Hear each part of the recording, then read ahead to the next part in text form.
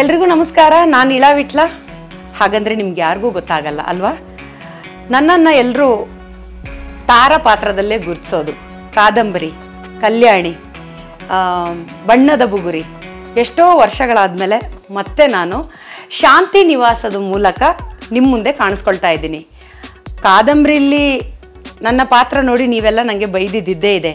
ಇಲ್ಲಿ ಯಾವ ಥರ ಪಾತ್ರ ಅಂದರೆ ನಾನು ಹೇಳಲ್ಲ, ನೀವೇ ಕ್ಯೂರಿಯಾಸಿಟಿಯಿಂದ ಬಂದು ನೋಡಬೇಕು. ಓಕೆ, ಒಂದಂದರೆ ಇದರಲ್ಲಿ ಕಾದಂಬರಿಯಲ್ಲಿ ನನ್ನ ಗಂಡನಾಗಿ ವಿಶ್ವಾಸ್ ಭಾರದ್ವಾಜ್ ಅವರು ಅಂದರೆ ವಿನಯ್ ಪಾತ್ರದ ಮೂಲಕ ಅಭಿನಯಿಸಿದರು. ಇಲ್ಲೂ ನಾವು ಮತ್ತೆ ಒಂದಾಗಿ ಅಭಿನಯಿಸ್ತಾ ಇದ್ದೀವಿ. ಅದು ತುಂಬ ಸಂತೋಷದ ವಿಷಯ. ಹಾಗೆ ಒಳ್ಳೊಳ್ಳೆ ಕಲಾವಿದರೊಂದಿಗೆ ಆ್ಯಕ್ಟ್ ಮಾಡ್ತಾ ಇದ್ದೀನಿ. ಅದಂತೂ ಇನ್ನೂ ತುಂಬ ಸಂತೋಷವಾದ ವಿಷಯ. ನೋಡಿ, ಮರಿಬೇಡಿ. ಶಾಂತಿ ನಿವಾಸ ಇದೇ ಜುಲೈ 22ರಿಂದ ರಾತ್ರಿ 8:30ಕ್ಕೆ.